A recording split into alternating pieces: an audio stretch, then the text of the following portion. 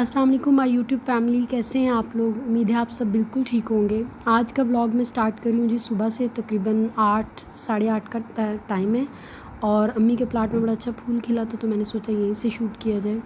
और सामने ये जो आपको बर्तन नज़र आ रहा है, ये अम्मी ने परिंदों के लिए रखा है और अम्मी बाकायदा सुबह शाम इसमें ठंडा पानी डालती हैं।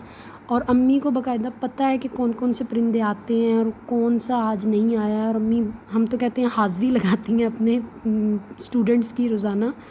और ये मेरी चाची बैठी हुई हैं जी, मेरी बहन और मेरी अम्मी बैठी हुई हैं। ये हमारी जी प्लाट की एक असम्बली होती है रोज़, और उस असम्बली में 3 ये मुस्तकिल मेंबर हैं और इसके साथ 2 और मेंबर्स भी हैं जो कि अभी नहीं आए थे, बाद में वो भी आ गए थे। और वो हैं जी मेरी पुप्पो और मेरी खाला। ये तीनों लोग जो हैं, इनके घर हमारे घर के साथ हैं। और माशाल्लाह से मेरी पुप्पो जो है वो नानी दादी बन चुकी हैं और मेरी खाला जो हैं वो भी बच्चों की तरफ से फारिग हैं। और मेरी चची जो हैं वो बच्चों को स्कूल कॉलेज भेज के वो आ जाती हैं।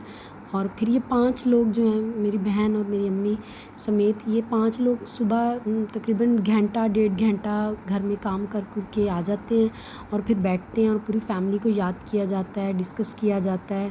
और किसी को कोई बात पता लगती है तो उस पे बात किया जाता है। फिर किसी को कोई बीमार है तो फिर यहीं बैठ के कॉल की जाती है और सब फिर बैठ के बात कर लेते हैं उनसे। और कभी कभार दूसरी गली में मेरी पुप्पो रहती हैं, वो आ जाती हैं, और हमारे रिश्तेदार जो रहते हैं तो वो इकट्ठे हो जाते हैं, या मोहल्ले से कोई आ जाता है। और इस असम्बली जिसकी सदारत मेरी अम्मी करती हैं, उसकी सबसे गैर मुस्तकिल मेंबर मैं हूँ, क्योंकि मैं इस टाइम सोई होती हूँ। ये तो मेरी रूटीन लॉकडाउन की वजह से है, लेकिन लॉकडाउन से पहले मैं इस टाइम जॉब पर होती हूँ, तो मैं तो इनका सबसे गैर मुस्तकिल मेंबर हूँ। खैर उसके बाद जी मैं आई हूँ जी किचन में। वो लोग बाहर बैठे हुए थे, तो बहन ने चाय रखी हुई थी और साथ भाई के लिए उन्होंने चावल बॉयल किए हुए थे, क्योंकि उनकी रात की, मेरे बड़े भाई की तबीयत ठीक नहीं थी। तो उन्होंने कहा था जी मैं नाश्ता नहीं करूँगा, तो मैं अभी 11 बजे तक आता हूँ और आके मैं काम से तो चावल खाऊँगा। तो खैर फिर मैं आई हूँ किचन में कि मैं छोटे भाई के लिए और बहन के लिए नाश्ता बनाऊँ।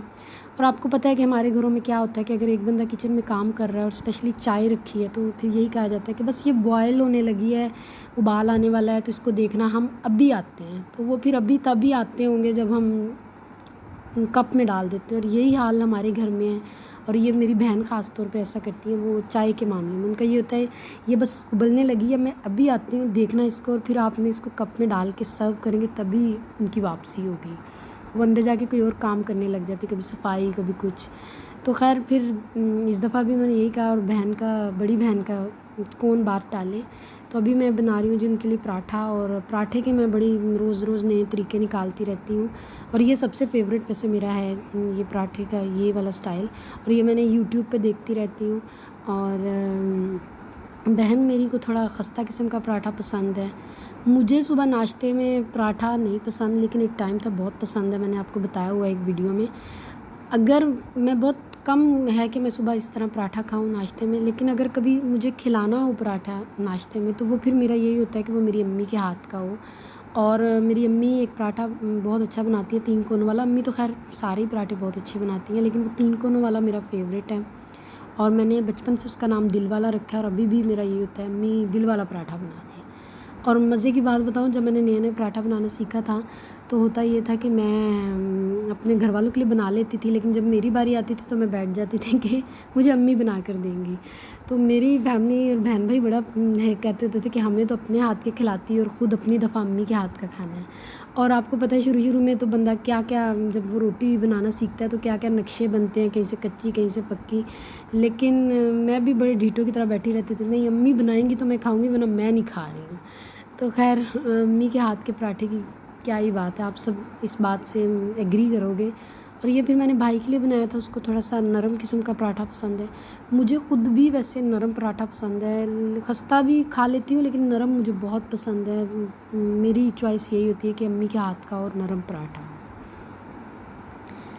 खैर अभी जो आप ये देख रहे हैं, ये जी किचन स्केल है, और ये मैंने दराज से मंगवाया। और भी काफ़ी चीज़ें किचन की हमने दराज से मंगवाई थी, और ये आप भी किस्तों में रही है। तो ये काफ़ी सस्ता और रीज़नेबल प्राइस में मिला था, और अच्छा है सामान मिला है, ये नहीं है कि सामान बहुत चीप किस्म का है। और ये किचन स्केल मैंने क्यों मंगवाया मैं आपको बता दूं, क्योंकि आपको पता है कि अभी रमज़ान गुज़रा है माशाल्लाह से, तो उसके अलावा घर में हूँ तकरीबन अप्रैल में से हम लोग घरों में हैं, तो वो खा खा के बंदे को ऐसा लगता है पता नहीं वेट बढ़ गया है। तो वो बस उस वेट के चक्कर में मैंने इसको मंगवाया, क्योंकि मैंने फ़ेसबुक पर एक ग्रुप ज्वाइन किया हुआ है जी फ़रीहा जे का, और मुझे उनका स्टाइल बड़ा अच्छा लगा है। वो एक हेल्दी स्टाइल से वज़न कम करने का बता रही हैं।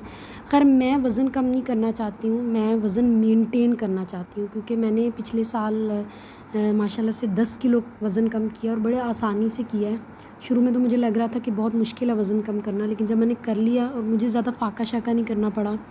और अगर आप लोगों में से कोई चाहता हो कि मैं वज़न वेट कम करने के हवाले से भी वीडियो बनाऊं, तो आप मुझे कमेंट्स में बताना, मैं ज़रूर बनाऊंगी। और आपको बहुत अच्छी टिप्स भी हैं मेरे पास इस हवाले से। तो खैर मैंने जब वो देखा है तो वो वेट कम करने का भी उनका तरीका था, वेट मेंटेन का भी। तो आपको पता है जब एक दफ़ा वज़न बढ़ जाए तो बंदा डर जाता है, तो उसको होता है कि शायद अब ये ना खा लूँ इससे ना बढ़ जाए। तो वो बस अब मुझे वेट मेंटेन करना है, वेट बढ़ाना नहीं, या सॉरी कम नहीं करना, वेट मेंटेन करना है। तो इसके लिए मैंने फिर इसको मंगवाया है, और वो भी मैं आपके साथ अपनी रूटीन शेयर करूँगी किसी वीडियो में कि मैं क्या कर रही हूँ आजकल। तो खैर अभी रात शाम का टाइम था और मेरा एकदम दिल हुआ कि जी क्यों ना केक रस बनाया जाए। और मैंने पहले कभी केक तो ट्राई किए हुए हैं, लेकिन केक रस मैंने कभी नहीं ट्राई किया।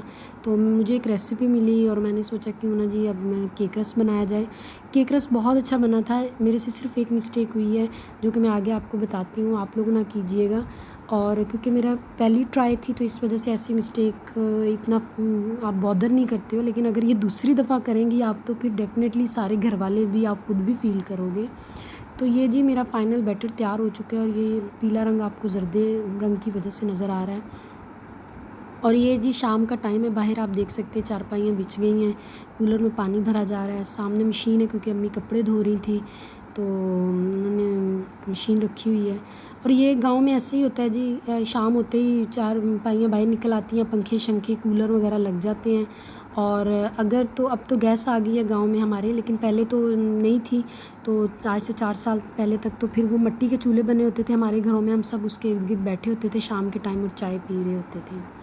और ये अम्मी का सब्ज़ियाँ जो लगाई हुई हैं अम्मी ने काफ़ी माशाल्लाह हो चुकी हैं। हरी मिर्चें लगी हुई हैं और बैंगन लगे हुए हैं, और भी काफ़ी हैं, टमाटर लगे हुए हैं। आप पता नहीं क्या कहते हैं, हम लोग उसको तोरियाँ कहते हैं, उसकी सब्ज़ी लगाई हुई है अम्मी ने। और मिर्चें तो बड़ी ज़बरदस्त और बड़ी टेस्टी वाली मिर्चें लगी हुई हैं। एक मिर्च डालो तो आपका मिर्च का कोटा तो सालन में पूरा हो जाता है। ये जी मेरी केक रस की अभी फ़ाइनल शक्ल तो नहीं है, लेकिन अभी ये बेक होके ओवन से आया है और अभी इसको केक रस की शेप में लाना है। मुझसे एक मिस्टेक यही हुई है कि जी ये एक मिस्टेक हुई है कि मैंने इसको अपनी तरफ से ईजाद किया, हालांकि रेसिपी में ऐसे नहीं था। मैंने इसको डायरेक्ट नॉन स्टिक पे रख दिया, जिसकी वजह से इसका ये जो मैंने ये एक ही जो डाले हैं, ये 5-6 पीसेस जो मैंने डाले हैं उसका थोड़ा सा टेस्ट ख़राब हुआ। खैर उसके बाद मुझे अक्ल आ गई और उसके बाद मैंने रेसिपी के मुताबिक ही कि जी इसको किसी प्रेशर कुकर में या बंद बर्तन में, किसी की जाली स्टैंड में या किसी और चीज़ में रखें। और ये जो आपको साइड से जला हुआ नज़र आ रहा है, मैं आपको बता दूं कि ये जब मैंने इसको चेक किया तो मुझे तो टूथपिक से कुछ नज़र नहीं आया। तो थोड़ा सा मैंने जब इसको काटा तो मुझे लिक्विड सा थोड़ा सा भी रनी सा नज़र आया। मैंने इसको फिर बेक कर दिया, वो जल गया। तो खैर इसका टेस्ट इतना बुरा नहीं आ रहा था।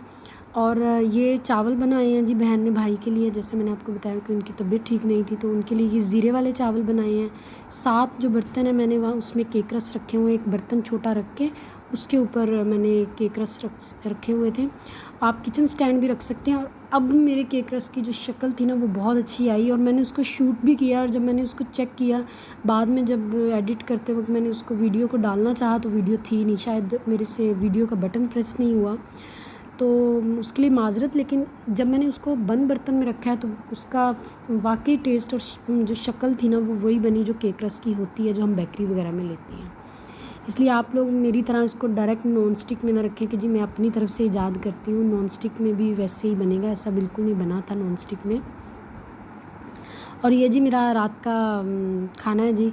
मैंने थोड़े से चावल लिए, क्योंकि आपको पता है घरों में अगर एक चावल बनते हैं तो फिर उस पर सबका हिस्सा होता है, सिर्फ एक बंदा नहीं खाता, बीमार नहीं खाता, सब खाते हैं। और ये कड़ी बनाई हुई थी अम्मी ने तो साथ मैंने वो ली है। फिर रायता था जो कि मेरी बहन का बहुत फेवरेट है, और चावलों के साथ वो रायता ना लें ऐसा हो नहीं सकता है। और फिर मैंने बहुत मज़े से खाया। खैर ये था जी मेरा आज का व्लॉग। अगर आपको अच्छा लगा है तो इसको लाइक ज़रूर कीजिएगा, मेरे चैनल को सब्सक्राइब ज़रूर कीजिएगा। मुझे इस तरह मोटिवेशन मिलेगी, मैं और वीडियोस बनाऊंगी। और अपना बहुत ख्याल रखिएगा, खुश रहिए और दूसरों को भी खुश रखिए, दुआओं में याद रखिएगा। अल्लाह हाफ़िज़।